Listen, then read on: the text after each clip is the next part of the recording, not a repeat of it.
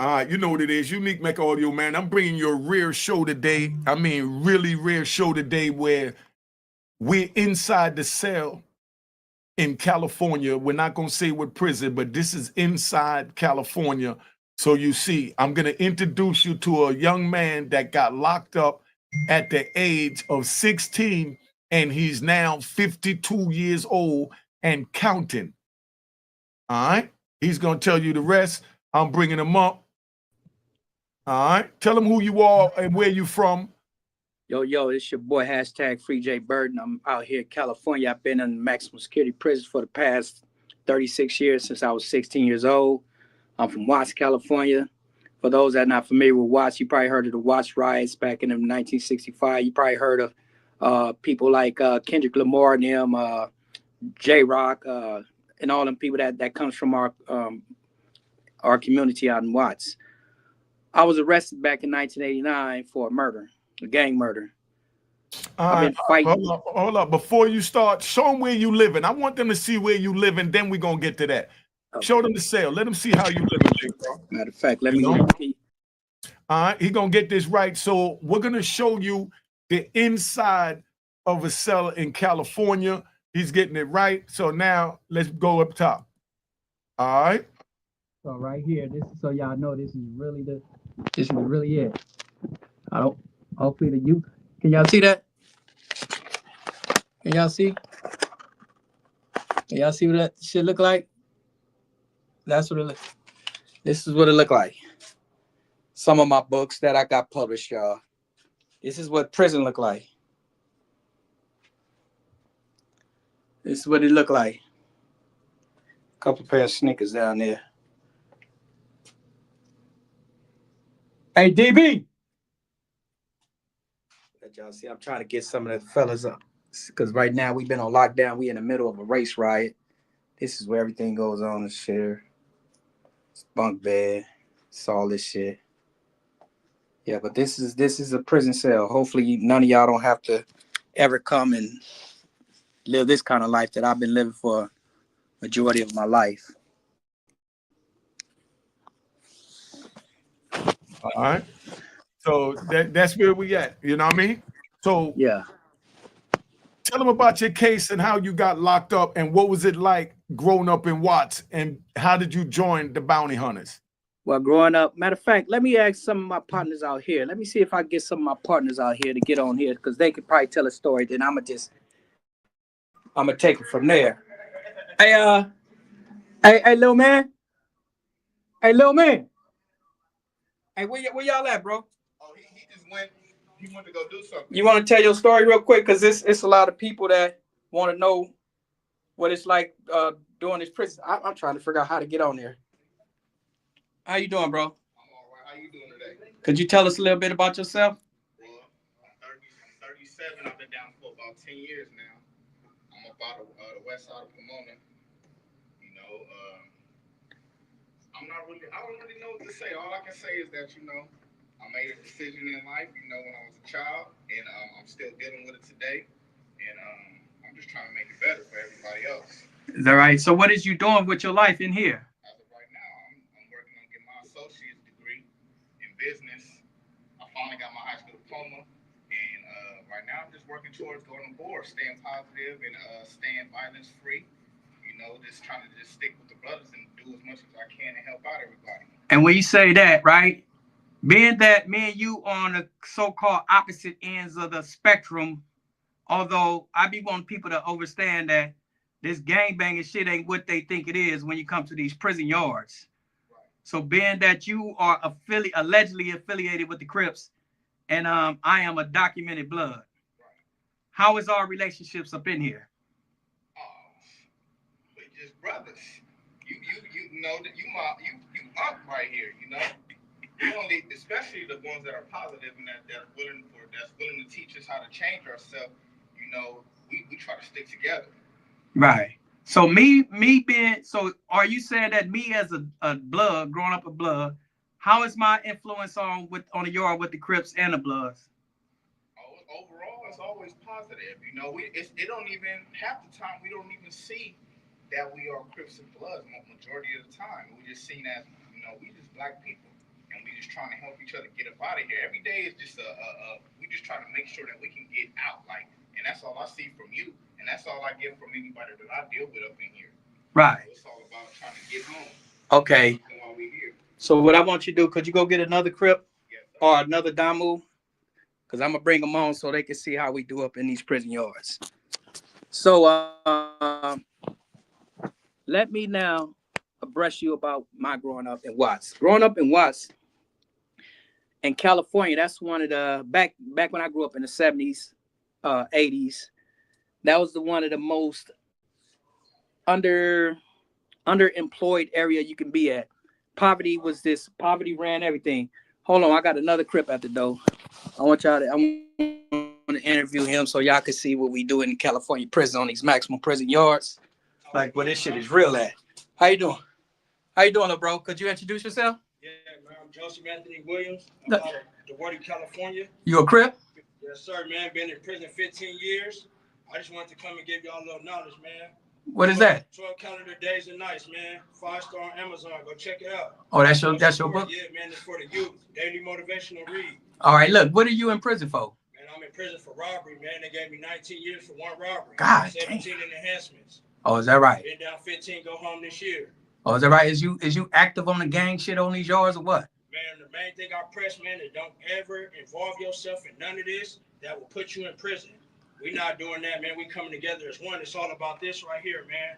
But the thing is, I'm sure you was told that on the street too. But so how is it that you're gonna affect the youth that's gonna be looking at this when you was told this on the street? Because the thing that was different from me being told is I'm gonna show them how to do it. You gonna show them? I'm gonna give them ways on how not to come to this. Is that right? Influence somebody, me doing it, me getting out and showing them, then they're gonna be willing to succeed behind that. Right. Everything we do, everything we have learned, it never was really showed to us. We just took it and ran with it. Right. As a youth, as far as I can speak for. They coming in here and being in here with like, man, 40 years, and this man is so successful. It's like you have to come in here and do something with yourself so you don't come back here and end up in prison. Well, me being a Damu, you being a Keyway, how's our relationship? Man, our relationship is great. You wouldn't even understand that. When I was down in my last suit, I came over here and got a suit from him. Anything I need, I could come to his cell and get. So all the nonsense y'all out there doing is uncalled for. And this coming from a Keyway that been down 15 and a Damu that been down 40. I've been down 36. It's damn near 40 though. For what? Come to find out that we related. Right. It ain't worth it, man. Y'all kill that out there, man. It's a whole life out there, man. All right. Continents, countries, other states, man. Come on, let's take over this, man. All right. Now, in closing, do you want to let somebody find out how they can get your information, or how they can get in contact with you so you can contact me? I got an Instagram. It's under Blue Strip Bandit, BLU_STRP_Bandit, BANDIT, or Joseph Anthony Williams, CDC G01331. You brazen. Please come mess with us, man. We're just trying to get support in these walls. All right. Peace and blessing, young God. You have a good one. All right. Yo. All right, so that's it. I just took you inside the prison walls so that you could see the young men and what's going on. And this brother been down 36 years from he was 16. He's now 52 years old. I came home at 56, but I went in at 29. So that only made 26 years that I did. So finish your story on how you got involved with the gangs and what it was like growing up in Watts, and why. Was you peer pressured or you chose to get in it? And be honest about this. Talk to the youth so that they know, because they was in the situation you was in, but we're not trying to have them in the situation that you are in now. All right. So I want people to understand that when I grew up in the 70s, gangbanging, what you see gangbanging is today. Gangbanging was like a brotherhood. I had a father, but my father, he was outside the house. He was supportive in certain ways, but he wasn't never supportive in the financial aspect of things. So I grew up looking up to drug dealers and big homies. And that's what I wanted to be, a drug dealer and a big homie. And so I basically grew up in the gang lifestyle. I wasn't even what they called initiated, like beat up and anything like that, because I literally grew up in the gang lifestyle. I was there from day one. A lot of times people are, peer pressure is a big thing when you come to this gang lifestyle, but people must understand, when I grew up in Watts, all my homeboys, all my friends, we were all bloods. And it wasn't something that we was going out to go kill people or nothing like that.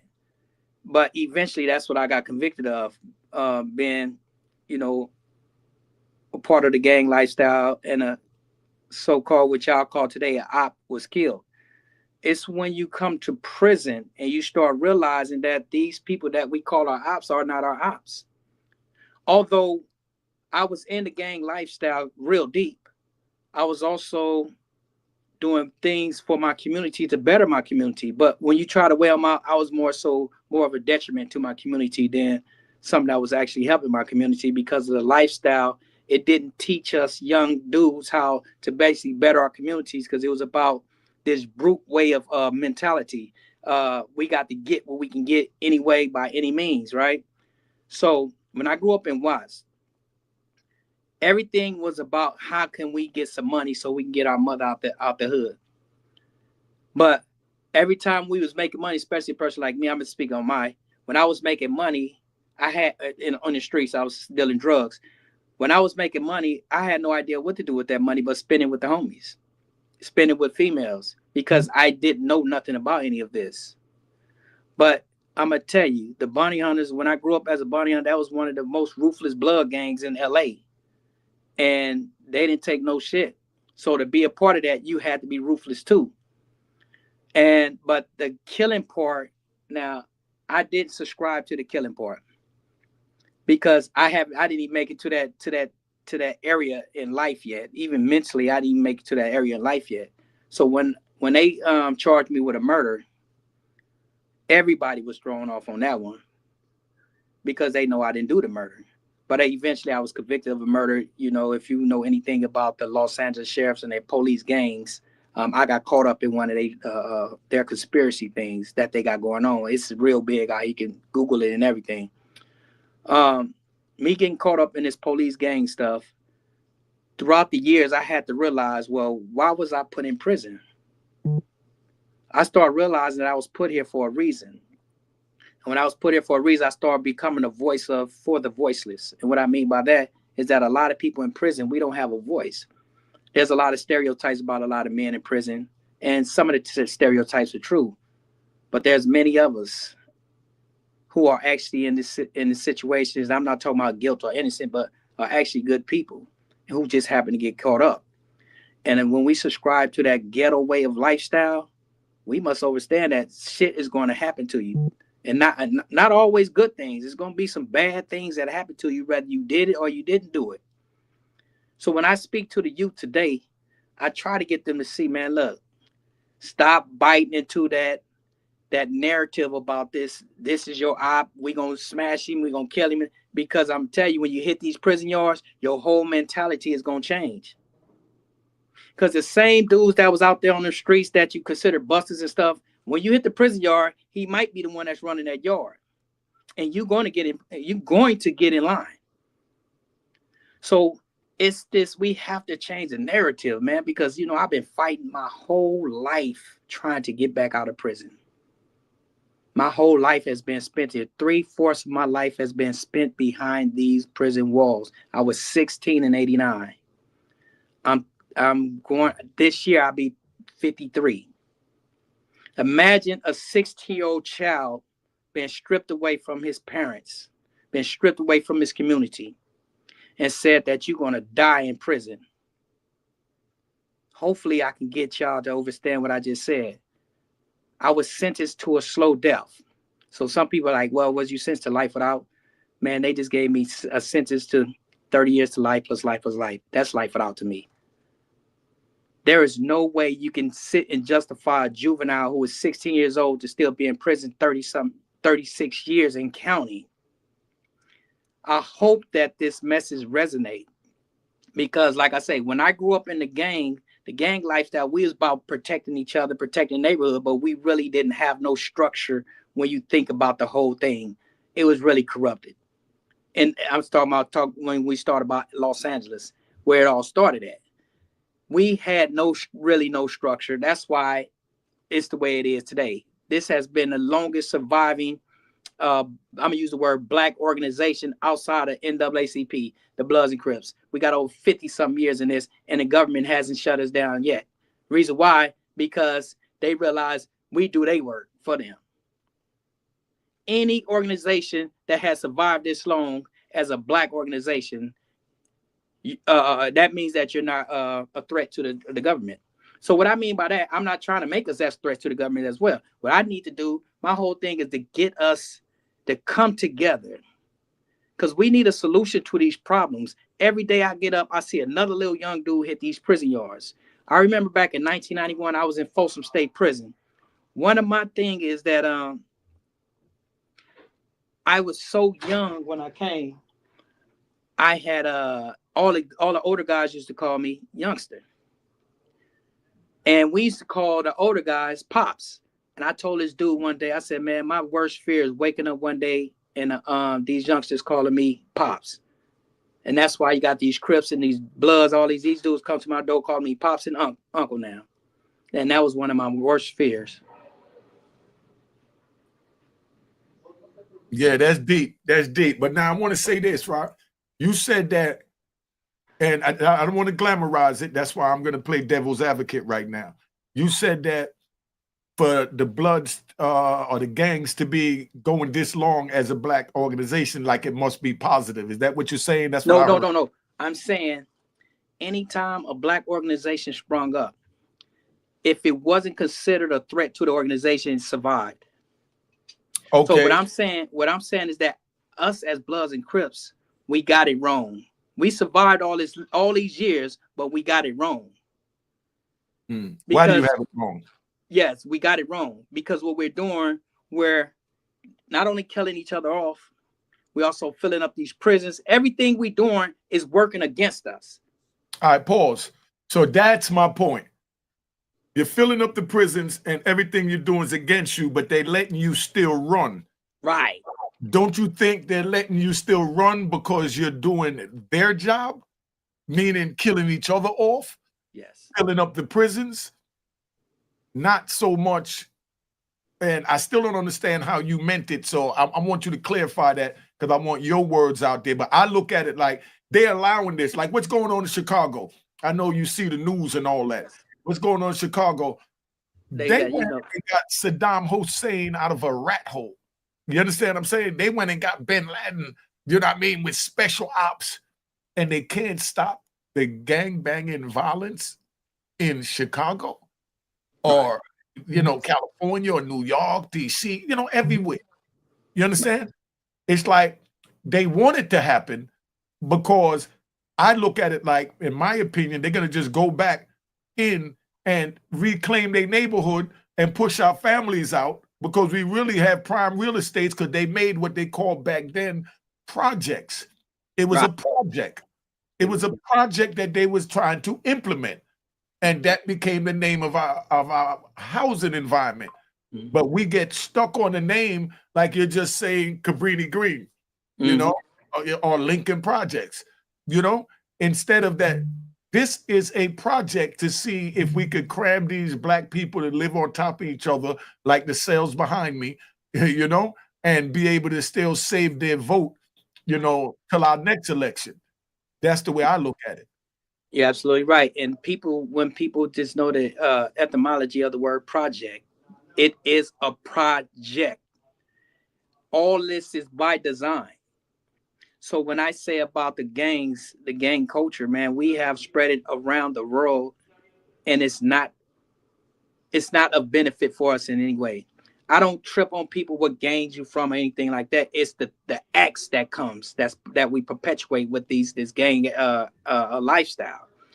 We don't have any difference between the East Coast Bloods and the West Coast Bloods.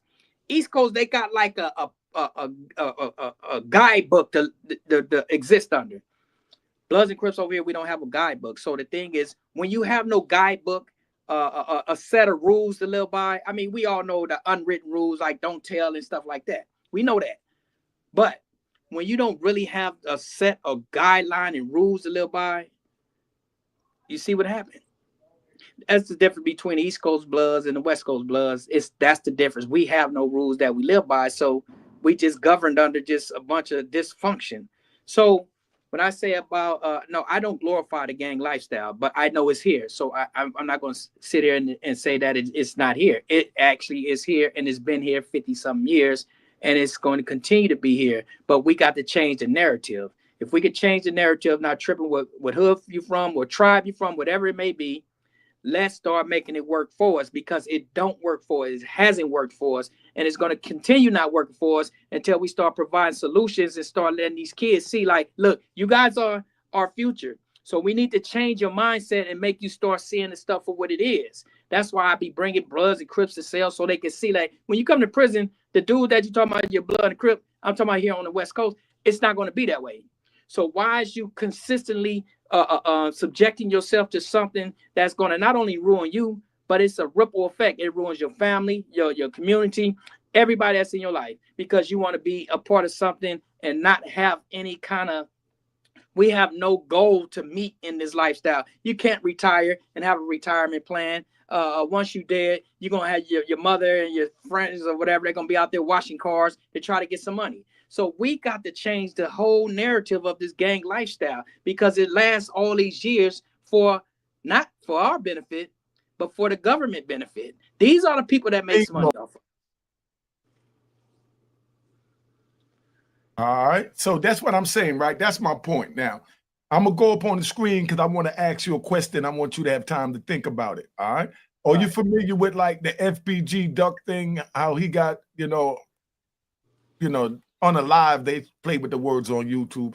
How he got unalive over there in Chicago. Are you familiar with that? No, not offhand. No. Okay. Well, what happened with that is, I'm going to come off to take you off now. I'm going to explain that. What happened with that is, his alleged ops is the ones that gunned him down. Now, his alleged ops that gunned him down for whatever reason, now they're in prison together. They're living together. You understand? These are the same ones that they ruined their lives to unalive, and then they're put in a prison cell to have to live with each other. And they're from different neighborhoods, or they're from the same neighborhoods even, but just different gangs. So now, while they're from these different gangs, they out here trying to take each other out. But then when they go to prison, they have to unite. You understand? So how do you feel about that? And what message would you tell the kids as far as that's sliding on their ops, and then now they wind up in prison, and their ops is in the same prison as them? They could live together in the prison, but they couldn't live together in the projects. That's what I was trying to come across by bringing the Crips to the cell, because I want people to see that it's not what you guys think it is. When you come up in here, all these sliding against your ops, man, you're going to be rocking with them in here.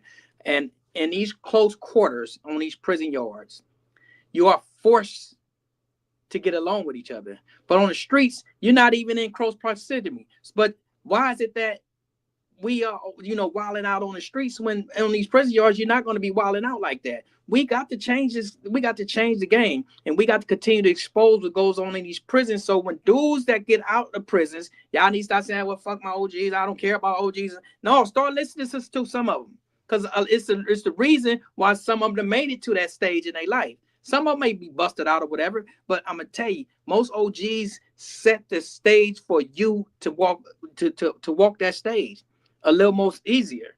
I see that in different states, they got it different on the prison yards. But like he was just breaking down with the Chicago situation, here it is. This supposed to be an op. Now they back in prison together and they cells together. This is going to happen to you. You're going to give your life away. I'm talking about those that's in the street, banged out, sliding on another black man, somebody that looks just like you. And then you're going to be stressing when you come to jail. You're going to pick up your Bible or your Quran. You're going to, all of a sudden, you're going to find Jesus or whoever it is that you pray to. You're going to find that person when you get in one of these cells. And then you're going to be stressing out because you're going to hear your boy knocking your girl down. All these things is going to happen. And then, for the most part, most of us don't have not $1 to pay for an attorney or to pay for a bail. But we steady sliding on each other. But when you come up in here, the person that's going to knock you down is one of your homeboys when you get out of line, not your people that you were sliding on them streets. Like, for instance, I cannot go out there to this, even though they got me as somebody that got a little influence on these prison yards. I can't go out this cell and go do something to a so-called op. I can't do it. The way the rules are on these prison yards, you go to their people and tell them, look, your people is out of line. Y'all need to deal with that. And they got to deal with it. So that means that if I was to get out of line and do something that affects the community, they are going to, my own is going to slide on me, not the so-called op. So we got to change this game, and we got to change the mentality of the people, because, you know, I'm giving it to you raw and uncut.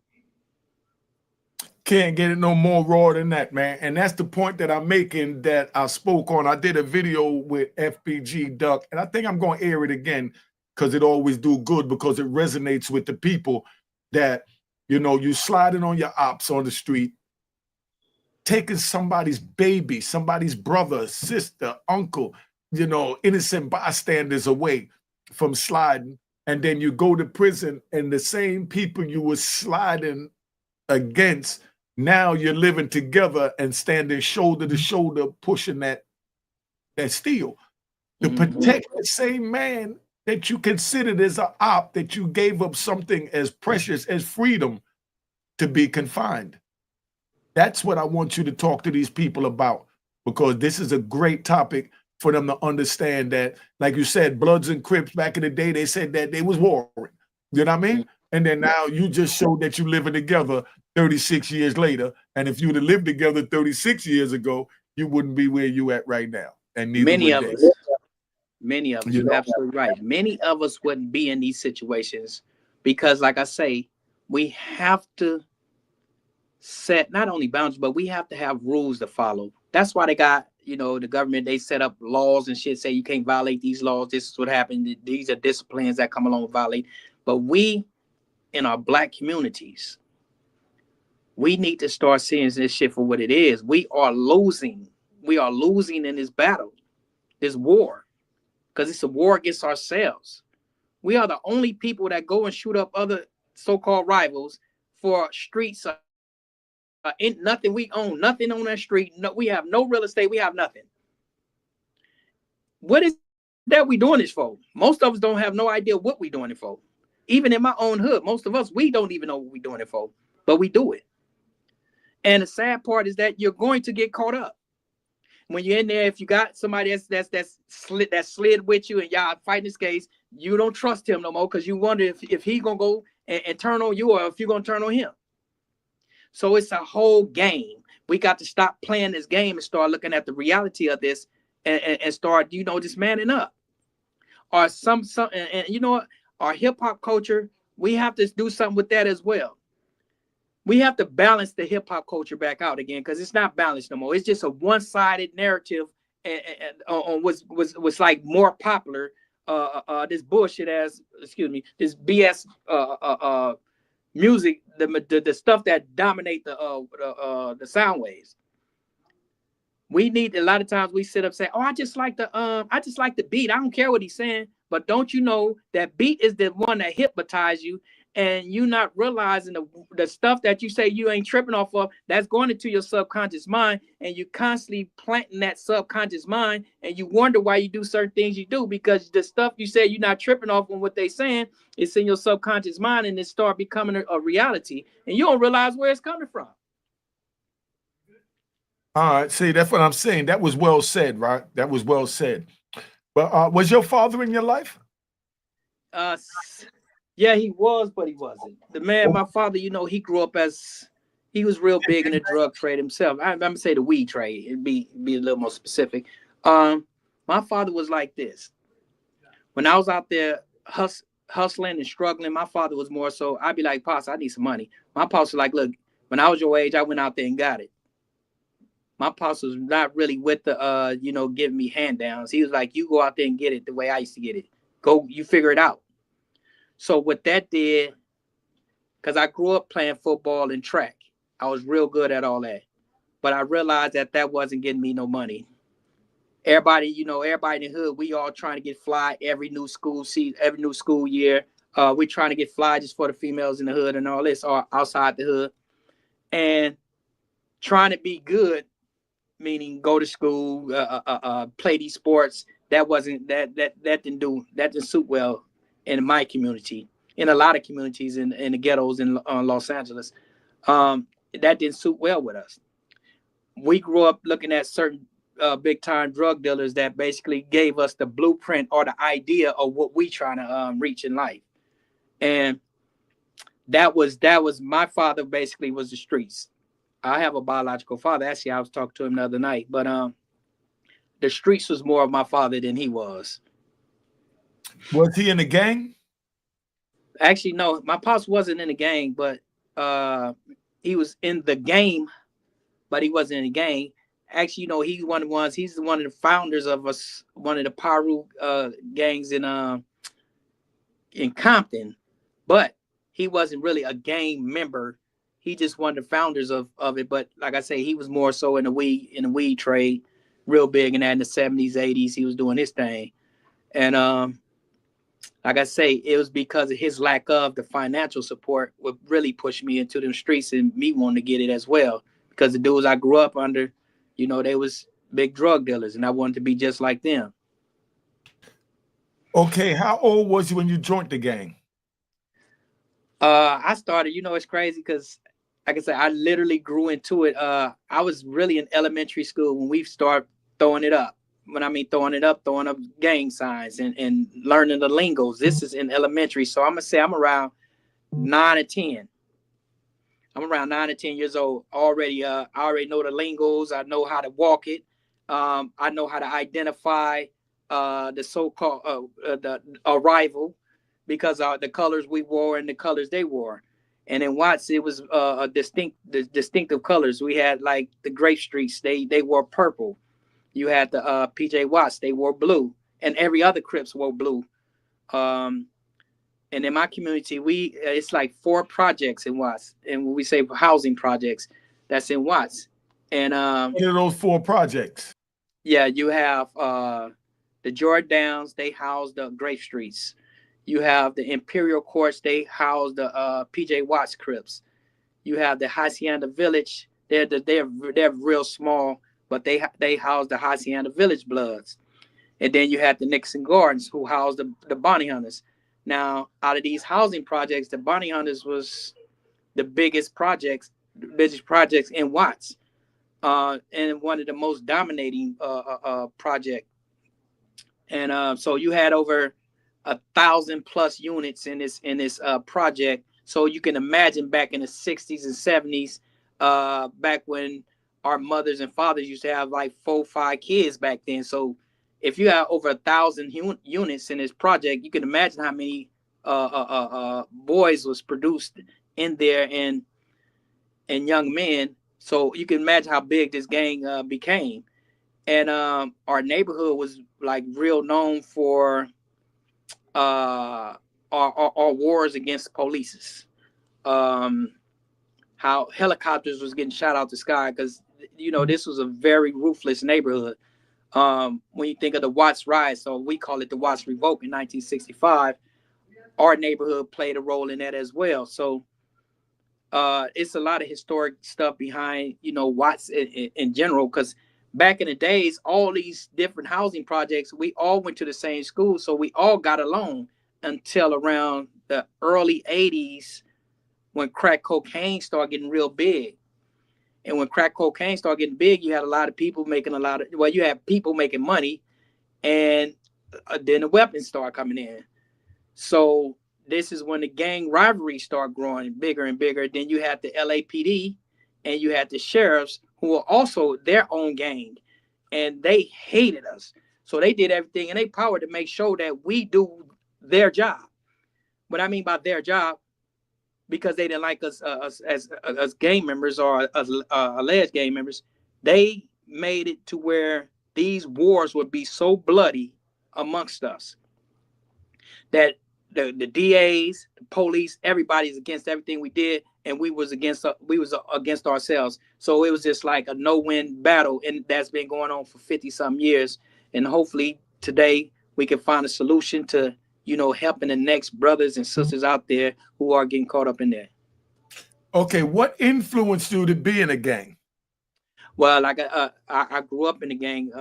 I grew up around gang members, and when you saw what they had, the shine they have, the when they go to jail and get out, and how they praise, and like I say, we got a twisted way, a dysfunctional way of seeing things. When you saw the praises that certain people got in the hood, the ones that was, like I said, getting fresh out of prison, they got the shine and everybody liking them, and embracing them. It plants a seed in the youth head that that's the way to go. So in our way of thinking, we're not realizing that we're handing down something that is going to be detrimental to the future for that youth, because we're praising something that should never been praised. But we also come from a community where we're struggling, poverty, and all this stuff that we're trying to get out as well. So it's like a contradiction going back and forth, and this is the things that we get caught up in. Cheers, cheers, toast the crime, toast the crime, the crime, the crime, the crime. What?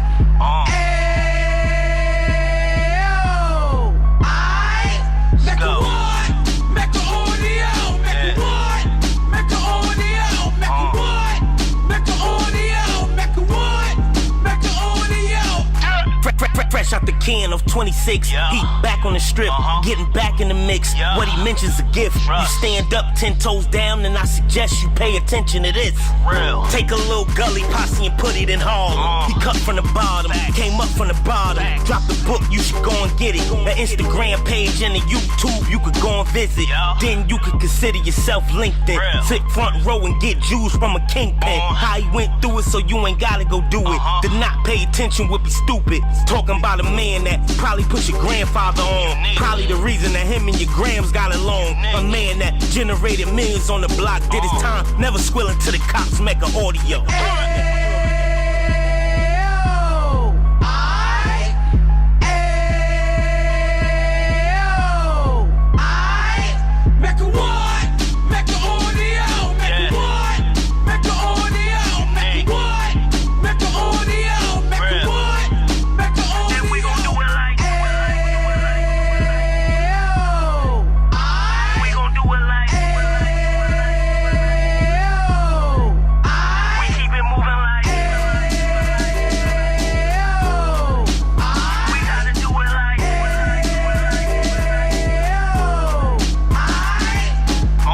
Get it live like 2 G's in the 90s. Drop top beamer so shiny. I let shorty go, she was whining. Treat her like my past, she behind me. Spend a couple bands on the Dapper Dan. You be back again, getting green like a Packers fan. No cap, it's a raw in Uptown. They be horn Uptown, Dominican bust downs. Now we on the positive, we got a lot to give. Now he trying to stop the kids from being inoperative. So take heed, homie, lend an ear. He started in Uptown, he gon' finish dead. But now it ain't about selling drugs, buying cars. It's about buying property to make the community ours, so we can give back to the